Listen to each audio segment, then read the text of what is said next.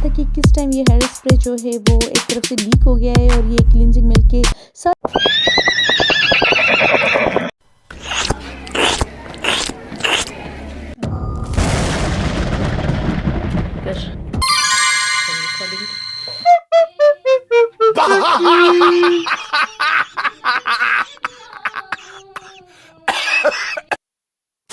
अस्सलामुअलैकुम and welcome back to my channel Parsa की mom vlogs. कैसे हैं आप सब? और जी मेरा हाल तो आप देख रहे हैं, मैं यहाँ बाहर खड़ी हूँ और यहाँ फोग है और यकीन करें इतना ज़्यादा ठंडा मौसम है, बहुत एंजॉय कर रहे हैं। और सुबह सवेरे हमारी ये स्ट्रीट में देखें कोई भी नहीं है, सिर्फ बरजा ही निकली हुई है और शेरा उसका क्राइम पार्टनर जो है उसको एंजॉय करवा रहा है। और जी सुबह सवेरे अपना घोड़ा लेकर निकल गए हैं, तो मैंने सोचा कि चलें ठीक है आप लोग नाश्ता करके थोड़ा बाहर एंजॉय करो जब तक मैं घर का थोड़ा सा काम निपटा लेती हूँ, क्योंकि ऑब्वियसली रूटीन भी हमारी साथ साथ चलती रहती है और आपके साथ भी काफ़ी दिनों से बात नहीं हुई थी। तो मेरा बहुत दिल चाह रहा था कि मैं जल्द अज जल्द व्लॉग बनाऊँ ताकि आपके साथ मुलाकात हो जाए। और आज का व्लॉग बहुत ही मज़े का होने वाला है और हमने क्या क्या इंटरेस्टिंग किया है वो आगे चलकर आपको दिखाती जाऊँगी, तो मेरे साथ बने रहिएगा। और सबसे पहले तो जिन्होंने सब्सक्राइब नहीं किया वो जल्दी से सब्सक्राइब कर लें और लाइक शेयर और कमेंट भी ज़रूर कीजिएगा।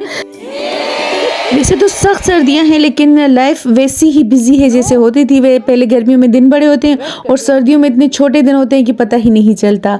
तो जनाब चलिए फिर भी हम आपके साथ अपनी रूटीन को शेयर करते हैं। और जी यहाँ बरजा कर रही थी ब्रश, और पेस्ट ज़्यादा खाती है ब्रश कम करती है।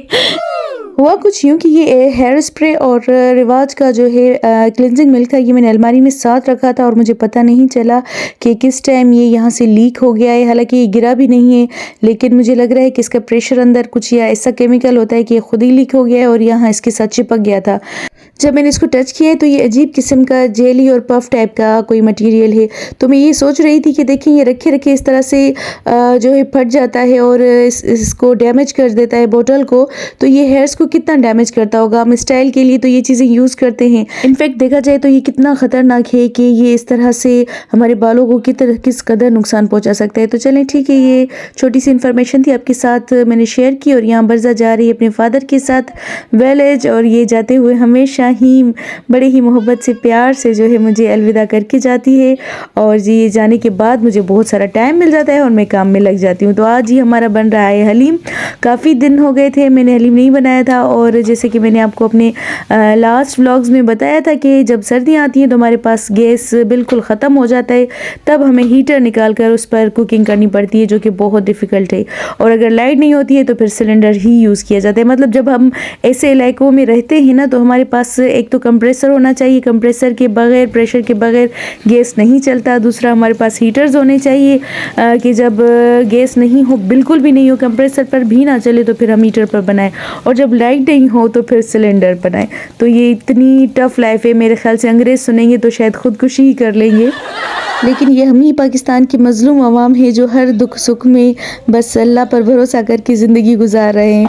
तो जनाब यहाँ मैंने शान का इजी को एक हलीम बनाया था और ये तकरीबन रेडी हो गया था। बस अभी जो ऊपर से गार्निश करने के लिए चीज़ें यूज़ होती हैं वो सब मैंने रेडी करके रख दी थी। बस अब इसको सिर्फ घोटा लगाना था, और टेस्ट को इन्हेंस करने के लिए मुझे और काफ़ी सारी चीज़ें भी जो है प्रिपेयर करके रखनी पड़ती हैं। बस चावल बना लिए और उसके बाद ही गर्मा गर्म ये हमारे चावल और हलीम, और उसके बाद अदरक, हरी मिर्चें और थोड़ा सा फ्राई किया हुआ प्याज तो मुझे बहुत पसंद है, और खट्टा खट्टा नींबू डालकर जो जब इनको गरम गरम खाया जाए तो उसका मज़ा ही अपना होता है। और आज हमने जो अपना लंच किया था वो इतनी एक्साइटमेंट में किया कि हमारे पास जो है आज हमें शीट ही नहीं मिल रही थी कि वो बिछाकर हम जो है लंच करें, और ना ही इतनी फुर्सत थी कि उसको ढूंढें।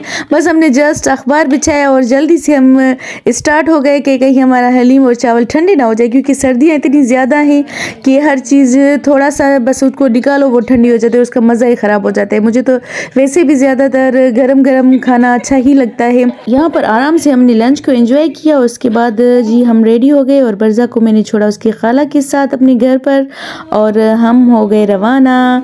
जी कहाँ आइए दिखाती हूँ मैं आपको। यहाँ जी हो रही है इलेक्शन की हमारी जो है ट्रेनिंग हो रही है, क्योंकि इलेक्शन हमारे नज़दीक ही हैं, उसके बाद हमें ड्यूटी भी देनी है वहाँ पर, तो इसलिए हम आज ट्रेनिंग पर आए हैं। और ये मेरी सिस्टर मेरे साथ हैं, तो हमने यहाँ भी इंजॉय किया। और आपको पता है कि मैं जहाँ भी जाती हूँ उस चीज़ को ज़रूर इंजॉय करती हूँ, लर्निंग भी हो जाती है और उसके साथ साथ अपनी लाइफ को एंजॉय करने का कोई भी मौका मिस नहीं करना चाहिए, क्योंकि ज़िंदगी को आप जब एंजॉयमेंट में लेंगे तो आप और ज़्यादा एंजॉय करेंगे और ज़िंदगी आपको और ज़्यादा अच्छे मौके देती है एंजॉय करने के लिए।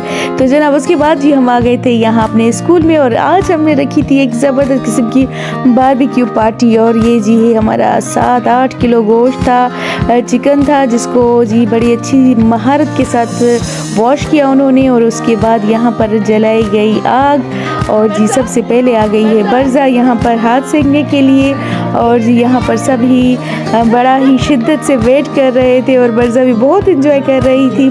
तो हमने सोचा कि इतनी ज़्यादा सख्त सर्दी है तो बेहतर है कि पहले चाय पी जाए, तो क्यों ना अपने ही इन मुबारक हाथों से ये कार्य खैर भी अंजाम दिया जाए। कोई देखो मेरा हाथ, हाय मैं मर गई। नहीं जी बिल्कुल भी, मेरे साथ ऐसा कुछ भी नहीं है। मैंने बहुत ही आराम से अपनी चाय बनाई, चाय पी, इंजॉय किया। और उसके बाद हमारी जी जो हो रही थी मेन पार्टी, वो थी बारबेक्यू पार्टी, और यहाँ उसकी हो रही है तैयारी। और ये जो एक्सपर्ट बैठा हुआ है ये बड़ी ही तेज़ी से बड़े ही ज़बरदस्त किस्म के मसाले मिक्स कर रहा है, और मुझे तो ये बहुत कम लग रहे थे। जब मैं गोश्त को देख रही थी तो वो बहुत ज़्यादा क्वांटिटी में था और मसाले उसकी क्वांटिटी मुझे बहुत कम लग रहे थे, लेकिन चूँकि वो एक्सपर्ट है तो उसको ज़्यादा अंदाज़ा था, और उसने इतनी परफेक्शन के साथ उस मसाले को तैयार किया। और वाह वाह जनाब, क्या तो उसका टेस्ट था जो उन्होंने वो वहाँ पर दही के साथ मिक्स करके वो मसाले जब चिकन की बोटियों पर लगाए तो बस जी वो तिक्के तो बस खाने के लायक थे। और तो हमने सोचा कि चलें भाई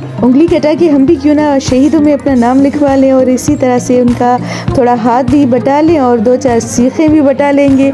लेकिन हुआ यूँ कि भाई उसकी जो महक पूरे स्कूल में फैली, तो अब हर कोई भागता हुआ आया, और हम सब ऐसे बेसब्री की तरह से उसको और खूनख्वार आंखों से देख रहे थे कि भाई जल्द से जल्द ये पक जाएं और हम सब फटाफट से एक एक सीख को जो है हाथों में लेकर खाना शुरू कर दें।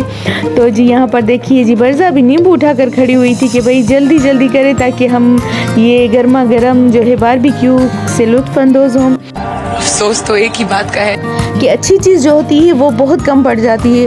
और जी अल्हम्दुलिल्लाह यहाँ पर ये बहुत ही सुकून से सब ने खाया, मज़े से एंजॉय किया, बल्कि खाया भी और हम घर भी लेकर गए। और सारा क्रेडिट जो कर जाता है वो हमारी हेड मिस्ट्रेस को जाता है। वो माशाल्लाह से बहुत ही स्वीट हैं, बहुत ही अच्छे दिल वाली हैं, और मैं उनकी जितनी भी तारीफ़ करूँ ना यहाँ पर कम है, क्योंकि ये उन्हीं की मेहरबानी थी कि उन्होंने हमें ये इतनी ज़बरदस्त किस्म की पार्टी दी थी कि आप लोग जो है इतना सारा काम करते हो, इतनी मेहनत करते हो बच्चों पर, तो क्यों ना आपको भी मैं एंजॉय करवाऊँ। तो अल्लाह उनको जज़ाए खैर दे, हमेशा खुश रखे, उस उन्हीं की वजह से हम भी स्कूल में खुश हैं। और मुझे लगता है कि शायद वो दुनिया की वाहिद हस्ती होंगी जिनको अपना स्टाफ इतनी दुआएं देता है और उनसे इतनी मोहब्बत करता है, और ख़ास तौर पर मेरा तो उनके साथ बहुत ही अकीदत का रिश्ता है। तो जनाब यहाँ देखिए ये वो क्लिप्स हैं जब हम सब ही चेयर्स कर रहे थे चाय के साथ, और बड़ा ही मज़ा आ रहा था। गर्मा गर्म चाय, यहाँ आप देख सकते होंगे कॉस्ट्यूम से कि सभी गर्म शॉल्स वगैरह ओढ़े बैठे हुए हैं, और हर कोई सिलेंडर की साइड आना चाह रहा था ताकि यहाँ पर आकर वो थोड़ी सी गर्माइश ले सके। और सर्दी में तो इस चीज़ को एंजॉय करने का मज़ा ही अपना होता है। तो जी इसके साथ मुझे दीजिए इजाज़त, नेक्स्ट व्लॉग में मिलती हूँ। अल्लाह हाफ़िज़।